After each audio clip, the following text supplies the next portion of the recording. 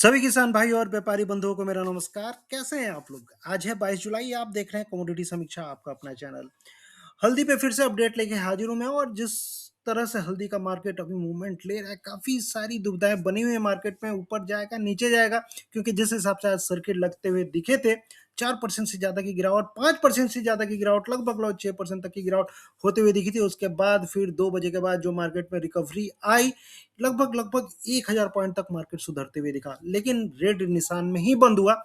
मन में एक संशय छोड़ते हुए गया मार्केट की, कल क्या होगा, आने वाले दिनों में क्या होगा, हल्दी में क्या करना चाहिए, बाइंग करना चाहिए, सेल करना चाहिए। एक जो रिकवरी जिस हिसाब से देखने के लिए मिली थी, काफी सारा डाउट हल्दी के मार्केट में भी चलते हुए दिख रहा है। तो ये वीडियो उसी के ऊपर है। बात करेंगे क्या करना चाहिए हल्दी के मार्केट में, मेजर फंडामेंटल क्या कहते हैं और एनसीडीएक्स पे आंकड़े क्या कहते हैं, स्टॉक्स क्या कहते हैं, देखते हैं। तो लास्ट तक आप जुड़े रहेंगे। और आगे बढ़ने से पहले सबसे पहले हम बात करेंगे प्राइस परफॉर्मेंस के हिसाब से। उसके बाद फिर हम प्राइस आउटलुक पे आएंगे कि आपको करना क्या चाहिए। जो लोग चार्ट समझते हैं, चार्ट के हिसाब से अगर आप देखेंगे, ये डेली चार्ट है और डेली चार्ट पे लगातार एक तेजी जो मैं आपको बता रहा था, पिछले वीडियो में बताया था, 16,200 से मार्केट जो चढ़ना शुरू हुआ, छोटे छोटे रेड कैंडल को अगर छोड़ दिया जाए, 3 रेड कैंडल लगातार एक तरफा मार्केट चला है। लेकिन पिछले 3 दिनों से अगर आप कैंडल का फॉर्मेशन देखेंगे, तो एक तरह से अगर आप टेक्निकल टर्म में जाएंगे, तो ये जो 3 कैंडल आपको दिख रहे हैं, ये जनरली डोजी बोलते हैं इसको, डोजी फॉर्मेशन, वो भी टॉप पे होते हुए दिखा है। जनरली टॉप पे जब भी डोजी फॉर्मेशन होता है, मार्केट नीचे आने की कोशिश करता है, और हुआ भी यही। आज सर्किट लगते हुए दिखा और सर्किट के बाद फिर से एक रिकवरी होती हुई दिखी। लग रहा था मार्केट फिर से हाई को तोड़ेगा, लेकिन हुआ क्या, डोजी बना, ड्रैगन फ्लाई डोजी जैसा बना, लेकिन ये जो हाई था, हाई के नीचे ही रहा, क्लोजिंग के नीचे रहा पिछले दिन के। तो कहने का मतलब है कि रिकवर, बायर सेलर्स में जबरदस्त लड़ाई आज हुई, लेकिन जो थे सेलर्स कहीं ना कहीं जीतते हुए दिखाई दिए। पिछले 2 दिन से वही सिनेरियो है, सेलर्स हावी हैं और बायर्स को बढ़ने नहीं दे रहे हैं। छोटा छोटा ही कहें, लेकिन मार्केट धीरे धीरे ही सही, लेकिन नीचे आते हुए दिख रहा है। आज भी अगर आप देखेंगे, 1.14% की गिरावट, लगभग 246 पॉइंट की गिरावट हल्दी में देखने को मिली। मार्केट ने इसे कई तरीके से इंटरप्रिटेट किया कि कुछ लोगों का कहना है कि रिकवरी आ गई, अब यहाँ से ट्रेंड रिवर्सल हो जाएगा। कुछ लोगों का ये कहना है कि मार्केट अभी धीरे धीरे कंसोलिडेट होगा और उसके बाद एक गिरावट बनती हुई दिखेगी। लेकिन मार्केट में रिकवरी आई क्यों? अगर टेक्निकल चार्ट पे देखेंगे, अगर मैं वीकली पैटर्न पे देखूं, वीकली चार्ट पे देखूं, तो आपको जो लास्ट हाई था 20,450 का, वो हाई आपको याद होगा, ऑल टाइम हाई। और उन्हीं लेवल के आसपास मार्केट जाके छू के मार्केट रिकवर कर, ये वाला हाई और इसका जो हाई है, ये वाला हाई जो बना था लगभग मई 2024 में, 20,430, उसी के आसपास का जो रेजिस्टेंस है। जनरली होता है क्या, जो रेजिस्टेंस होता है वो सपोर्ट हो जाता है अगर इसको ब्रेक होता है। यहीं पर हमने ब्रेकआउट देखा था 20,430 के आसपास, और मार्केट उसी सपोर्ट को आके टच करने की कोशिश किया। तो टेक्निकल चार्ट पे देखा जाए तो इमीडिएट जो सपोर्ट था 20,430, उसके आसपास मार्केट ने आने की कोशिश की। लेकिन सबसे बड़ी बात है कि 20,430 का जो सपोर्ट था, उसको मार्केट ने आज तोड़ा, और जो लो बना 20,320 का लो बना के चला। तो पहला चीज है कि जो सपोर्ट था उसको तो मार्केट ने तोड़ा, 20,320 का लो बनाया। और दूसरी चीज क्या है कि जो कल का हाई था, जब परसों दिन का हाई था, जो डोजी वाला हाई था, उसको मार्केट ने ब्रेक नहीं किया।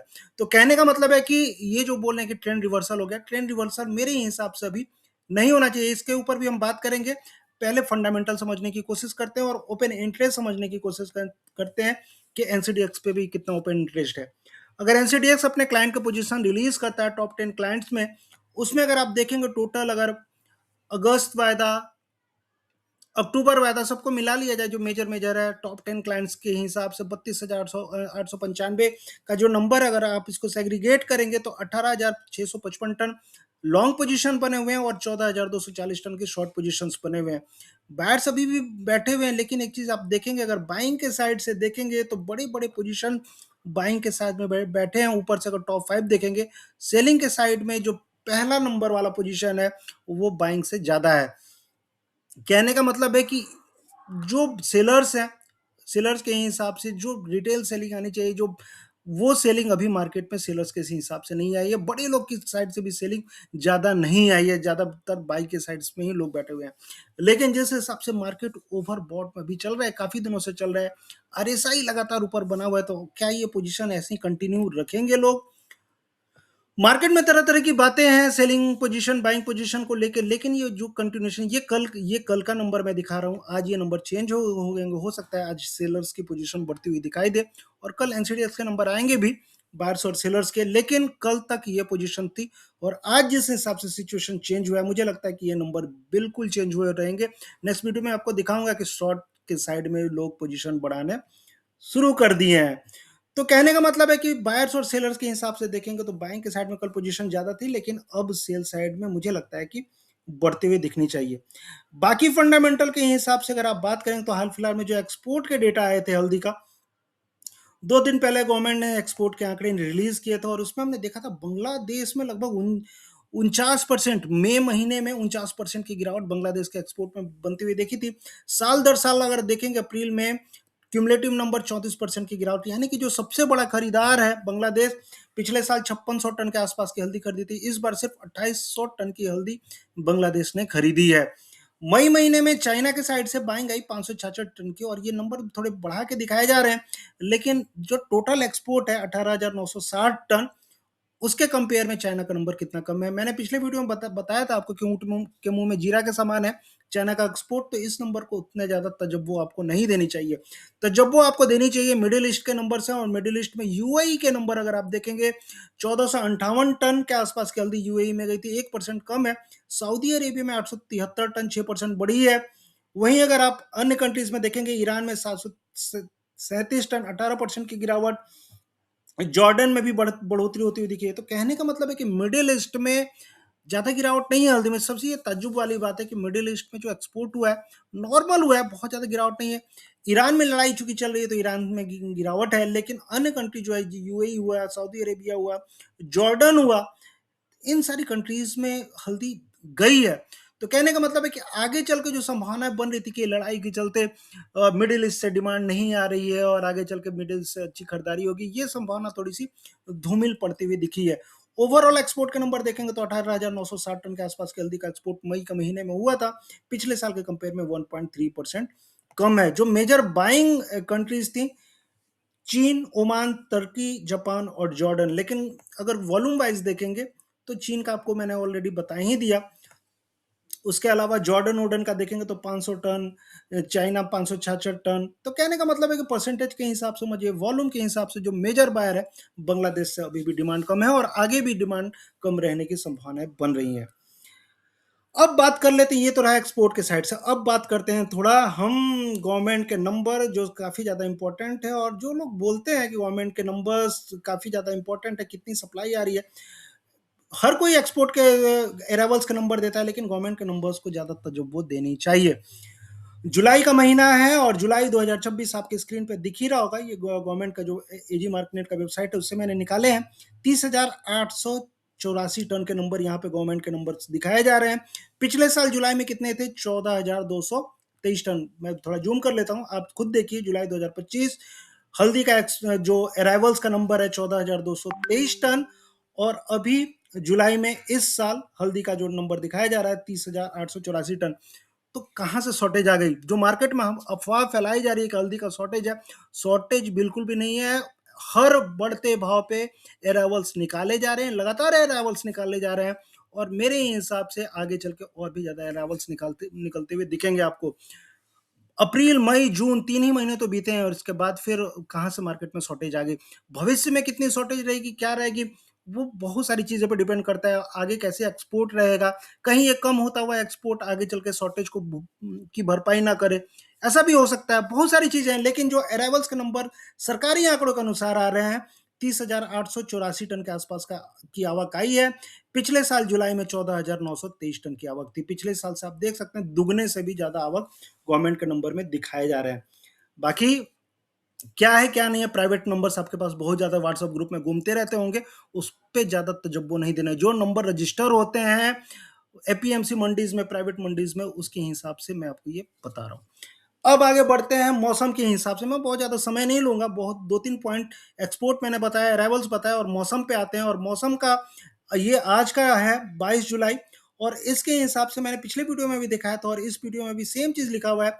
अगर वेस्ट इंडिया की बात करेंगे तो heavy to very heavy rainfall at very few places with extremely heavy rainfall likely to isolated places over Gujarat region 22 to 24, Konkan and Goa 22 और मध्य महाराष्ट्र 22 से 23 जुलाई। यानी कि मध्य महाराष्ट्र में बारिश की संभावना बनी हुई है। ऊपर में भी लिखा हुआ है 25 से 28 जुलाई तक मध्य महाराष्ट्र में बारिश की संभावना है। मराठवाड़ा और सौराष्ट्र कच्छ रीजन में लिखा हुआ है सीधे 24 से 28 जुलाई तक। यानी कहने का मतलब है ये जो हवा बनाया जा रहा है कि बारिश नहीं है, ये नहीं है, वो नहीं, वो कुछ भी नहीं है। चीजें सिचुएशन धीरे धीरे क्रॉप के साइड से आपको नॉर्मल होती हुई दिखाई देंगी और हर साल ऐसा होता है, ठीक है। बाकी देखते हैं अगस्त के महीने में कैसी बारिश रहेगी, लेकिन अभी जो कंसर्न्स थे बारिश को लेके वो टोटली कम होते हुए दिखाई दिए हैं।